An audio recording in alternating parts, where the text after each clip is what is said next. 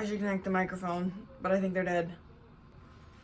People outside trying to live their lives right now. Hardworking members of society, and here I am recording a YouTube video. Anyway, hi everyone. Welcome back to my YouTube channel. I have not uploaded for a while.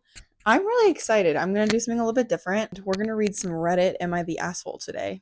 Shout out to some of my favorite YouTubers that do these reaction videos. They read Reddit, and I think they're really entertaining and really funny, and it's cool to get people's perspective on different situations. So that's what we're going to do today. First one. Am I the asshole for refusing to help my coworker? I used to work in the food and beverage industry, and today I got a text from a very old coworker that I barely interacted with years ago. I also used to work in the food and beverage industry, and I'm very happy to be out of that now. Something about the food industry just breeds drama. I was very surprised to hear from her, especially that the one interaction we had in the past was negative, but she said hi, and I replied enthusiastically and asked her how she is. She then said that she wasn't doing great and that she was wondering if it's okay if she can bother me a little bit with a weird request. I'm scared. It's going to be asking for money, isn't it? Immediately, alarm bells started to go off in my head. I don't exactly know why, but I have a pattern of attracting people who like to take advantage of others. In the past, I have given money and help over and over to strangers. This has brought me a lot of heartache in my life, and I've been working hard to overcoming this behavior. So when I saw that message, I quickly assumed what's about to happen. This is the part where I think I might have been an asshole. I didn't ask her what was wrong or what she was going through. I just said, I'm sorry to hear that. I wish you well, but no, sorry. I later texted another coworker from the same old workplace that I'm still on great terms with and asked her about the text. She told me that the person who texted me was texting plenty of people asking them for money. Told you. Always about money. I honestly felt proud of myself for recognizing that pattern early, and I showed my husband the interaction because I felt like I was learning to say no. He then flipped out. He told me, flipped out? What the hell? He flipped out. You don't even know this person barely. He told me that I acted like an asshole because I should have at least heard what the woman had to say instead of assuming that I was extremely rude. Yeah, no. Your husband's an asshole. Y'all made a money? Like, if he wants to be Mr. Charity, he can be Mr. Charity. If he wants to message her and help her, he can help her. Personally, my man would never. When I explained to him why I am proud, he told me that it sounded extremely arrogant and I needed to reevaluate my actions and take a deep look at the person I'm becoming. I'm very confused now. Should I have heard her out or was I rude? Am I the asshole? No, you are not the asshole. That's crazy. This person said, what an odd thing for your husband to flip out over. Not the asshole. Naturally. Not the asshole, you were right. Your husband is overreacting. Maybe he hasn't interacted with enough leeches. She did say she attracts leeches. Maybe the husband isn't liking where this new awareness is heading. We're gonna do another one. Am I the asshole if I don't want to help pay my mother-in-law's cancer bills? Hello, I've come here to ask for advice and opinions because I do not really have anyone in my life other than my kids and my husband. I can obviously not ask my kids for advice because they are very young. I, 36 female, am married, 37 male, and we have found two children. Sorry, we have two children. Yeah, we found two children. We just found them on the street. And we have two children. My husband has his own electrical company and makes very decent money. I, on the other hand, am a teacher and my salary is not as big. It's about enough to help get through times right now, though. My husband is very busy, but he's great. He does laundry and some house cleaning when he can. He takes our daughters on daddy-daughter dates and admittedly spoils them rotten on holidays and birthdays. Sounds like you have a very, very loving relationship, very sweet husband. It's very important to him that he's active in the girls' lives because he never had that. His mother was the only one who raised him, so he cares very deeply for my mother-in-law. However, I really do not. Uh-oh. Mama's boy alert. I put up with her because my husband is so lovely. My mother-in-law grew up in an abusive household and will absolutely not get help or check out therapy, no matter how many times we tell her. It affects our kids, and whenever she visits, she constantly bullies my daughters. I got some family members like this. She believes it's normal because she grew up being bullied and being told these things. I have a lot of empathy for the older generation because they've been through a lot. But then again, I know people that have also been through a lot and that don't act like this. So, like, I get it, but I don't. Because the things that you've been through don't excuse the person that you are and that you become. I shut this down immediately, but she still gets whatever nasty thing she has to say out of her crooked mouth. She comments on my daughter's makeup, weight, how they dress, my oldest daughter's possible sexuality and gender identity. I do let my oldest wear some makeup because she's expressed being interested in the goth community. That's wonderful. Can relate to that. She also identifies as non-binary and lesbian, which is completely okay to me. Listen, your kids are gonna just do whatever they want. They're gonna try to be whoever they want. They're gonna have ebbs and flows in their life. They're gonna have phases, and they're gonna have things that stick with them through their entire existence. Some people are alternative and they grow out of it. Some people are alternative into their adulthood. Sometimes when they're old enough. How old is this daughter? She's 12. So I think she's a little bit young, but at the same time, like, it's good that you're allowing her to express herself. Some of the stuff, like, questionable, in my opinion, like, not to get, like, political, just she's from a different generation, and that's okay. But sometimes those people don't understand how to word their opinions from a different time where maybe the social cues were a little bit different and the way that people looked were different, the way people acted was different. And they shouldn't be acting like that, but they do. And like, you just have to talk to them, communication, you know, explain to them why you're uncomfortable with them talking to your daughter like that. Um, if she wants to continue being an ass, then that's just her prerogative, and you can't change people. My youngest also loves makeup due to wearing it for dance competitions. My mother-in-law also brings her own turkey at Thanksgiving to cut. Youngest's favorite animal is a turkey, so we cook chicken instead. Oh, that's kind of cute. That's very sweet. She caused my daughter to have to go into therapy because of developing an eating disorder. Oh no. Mother-in-law has drank an entire case of alcohol in one visit that she hid in her room. She constantly spits out my food I make. She peed in the cat's litter box when drunk.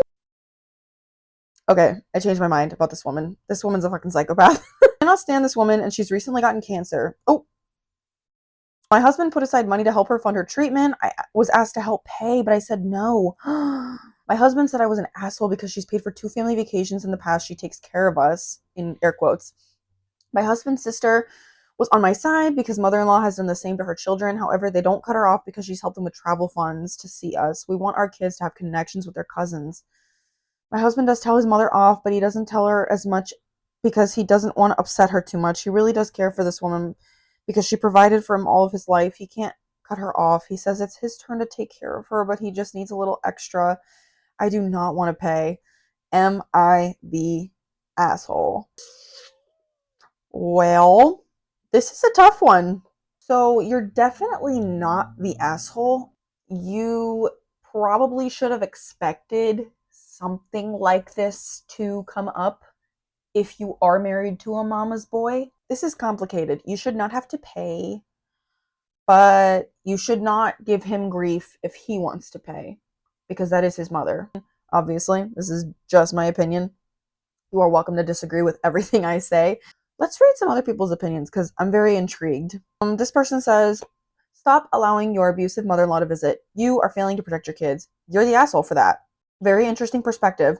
She's caused my daughter to have to go into therapy because of developing an ED. Now this is bullshit. You have a husband problem. He really does care for his woman. Sadly, he does not care enough for his kids to protect him from mother-in-law's abuse. What does ESH mean? ESH. ESH. Because you and your partner failed to protect. I'm going to Urban Dictionary this really quick. Oh, ES. Everyone sucks here. Got it. Everyone sucks here because you and your partner fail to protect your kids from mother-in-law's abuse. Yeah, I would say that if you have not spoken to her and tried to correct the issue, and you keep allowing her to come into your home and, for lack of a better term, fuck shit up, yeah, I guess everybody sucks a little bit. I could get behind that. I think you have 3 issues here that are understandably getting adjusted together in your head. 1, mother-in-law is horrible and really should never be allowed around your children. She's abusing them. Can get behind that, especially with the eating disorder thing, and honey, been there, done that. Husband has a strong bond with his mother. Mom's boys. Red flag. Well, sometimes it can be a green flag if men love their mom, like, but they can't love their mom too much. You feel me? He's free to have whatever relationship he wants with her, but this should be separate from you and your children's relationship with her. 100% agree. For example, he visits her, but not the other way around. Financial question. Husband is asking for money for something that will break his heart if it goes poorly. You need to understand the details of these bills and if they're going to continue getting higher. Very true. Mother-in-law may need to go into medical debt, but if it's going to stop them from doing treatment that can end her life, with your husband being so bonded to her and your loving husband, it might make sense to help. Just don't you two go into debt for it. You need that safety net in case something happens to your immediate family. 100% agree. Like I said. Anyway, let's read one more. This is really fun. I really enjoy this. Am I the asshole for not taking my niece at daycare because my sister-in-law didn't follow policy? Based on the title, probably not. Well, let's read it. I, 31 female, am a home daycare provider. My sister-in-law, Jenny, 29 female, recently enrolled my infant niece, Pearl, in my daycare. I was like, those are cute fake names, but I like the name Pearl. It's very cute. Kind of reminds me of SpongeBob a little bit, but but I think it's cute. Hello? Hi, I'm here for the slumber party. I love having Pearl here and being part of her development. I have a policy with diapers. I notify the parents when there's 20 or less diapers in their kids' supply. I communicate this verbally at pickup and through email/text reminders. If they get down to 5 left at the start of the day and the parent still hasn't brought any, their little one isn't allowed to come until they've brought some. Jenny was told multiple times recently that Pearl's supply was getting low, and her response was always, oops, I'll bring more tomorrow, but then she wouldn't do it. On Monday night, I sent her a text reminding her to bring diapers and that I wouldn't be able to have Pearl here if she didn't have them. Naturally, Jenny shows up on Tuesday morning empty-handed. Again, with the I forgot. Reminded her of the policy, no diapers, no daycare. She got all mad about how Pearl is my niece and I can't just turn her away, can't break the rules just this once, and then I have no idea how busy her life is and that moms forget things sometimes. I told Jenny that she needs to follow the same rules as everyone else and that she said I should find room in my heart for exceptions. Am I the asshole for not taking my niece at daycare because my sister-in-law didn't follow policy? Policy is policy, especially with daycares. They have to run a tight ship. I understand. I am not a mother myself, but I know that moms deal with a lot, especially if they're working moms, like stay-at-home moms too. Every mom. Y'all got my respect because y'all do a lot of work. A lot. I get it a little bit, like half and half. Like I understand both sides. It's hard because you want to have empathy for the mom because again, they deal with and go through so much, and you don't know what may be going on at home. Like maybe she just doesn't have the money for diapers right now. Like I know that that's a very real possibility. I don't know what this woman does for work. I don't know what her husband or boyfriend does for work, or maybe she's a single mother, or like I feel like context is really important here. We just don't know the full story. Let's read everyone else's opinions. Not the asshole. Bend on this rule. Next will be about a payment. I know daycares can be pretty freaking brutal when it comes to their rules, policies, payments, all that stuff. And like they need to be. I understand that because they have a business to run at the end of the day and bills don't stop. But damn, this person's kind of cutthroat, huh? The policy is the policy for a reason. Giving special treatment to family is the fastest way to undermine your entire business. Unfortunately, I know. I do agree. I get it. Like I said, I have empathy for the moms because you don't know what's going on. But I also, like I said, at the end of the day, business is business. So, and I also understand family overstepping business bounds. I run my own business, and some of my family they just expect things for free when they don't understand the time, the money, the blood, sweat, and tears that goes into it. Granted, I don't run a daycare. I have a handmade business, but I get it. Jenny will absolutely try to get away with anything and everything as she can. Family and all that, not the asshole. Where does Jenny think OP is going to get the diapers to change Pearl for the day? True. Does Jenny think that because OP is running a daycare that she keeps an endless supply of diapers of all sizes in her home somewhere? Borrow from another child's supply? There's a policy for a reason. Yeah, I gotta kind of go with the Redditors on this one. I don't think she's the asshole. I get it.